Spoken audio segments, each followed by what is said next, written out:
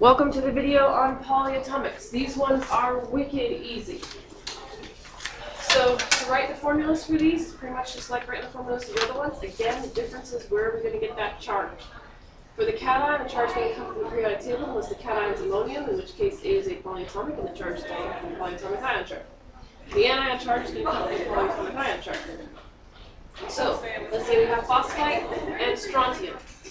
Phosphite is PO3, and it has a -3 charge. Hopefully you memorize that for your polyatomic ion chart. Strontium is from the periodic table, Sr, +2 charge.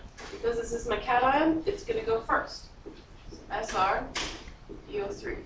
So this is +2, that's -3. Lowest common multiple is 6. So multiply this by 3, multiply that by 2.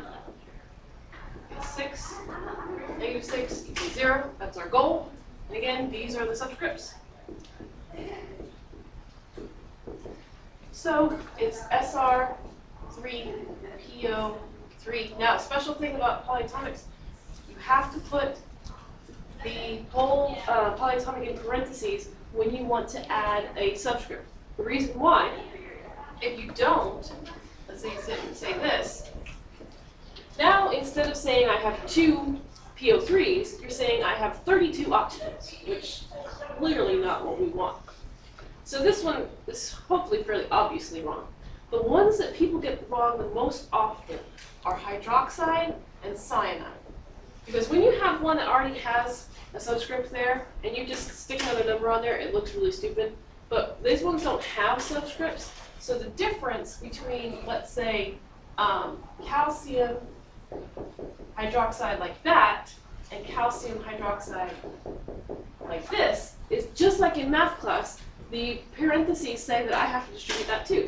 So according to this formula, I have 1 calcium, 2 oxygens, and 2 hydrogens. According to this formula, I have 1 calcium, 1 oxygen, and 2 hydrogens. And that's not right. So for any time you want to put a subscript on a polyatomic, you have to put the polyatomic in parentheses. Okay, let's talk about the naming. This is like super easy.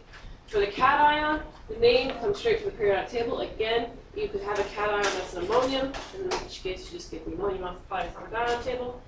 You could have the anion come straight from the polyatomic ion chart, unless you're using ammonium and they have an anion that's from the periodic table. It's the only time you get an anion from the periodic table.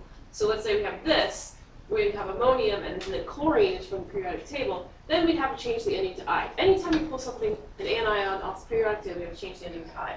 So this would be ammonium chloride. But that's a special case, because typically the polyatomic is our anion, and we don't change the ending of polyatomics. So let's say that we have this one right here. Well, Ca is calcium, and that just comes from straight from the periodic table. And then SiO3, that's silicate. We do not change the ending to I. So this is just calcium silicate. No big deal. So that is how you write names and formulas for polyatomics. Thank you.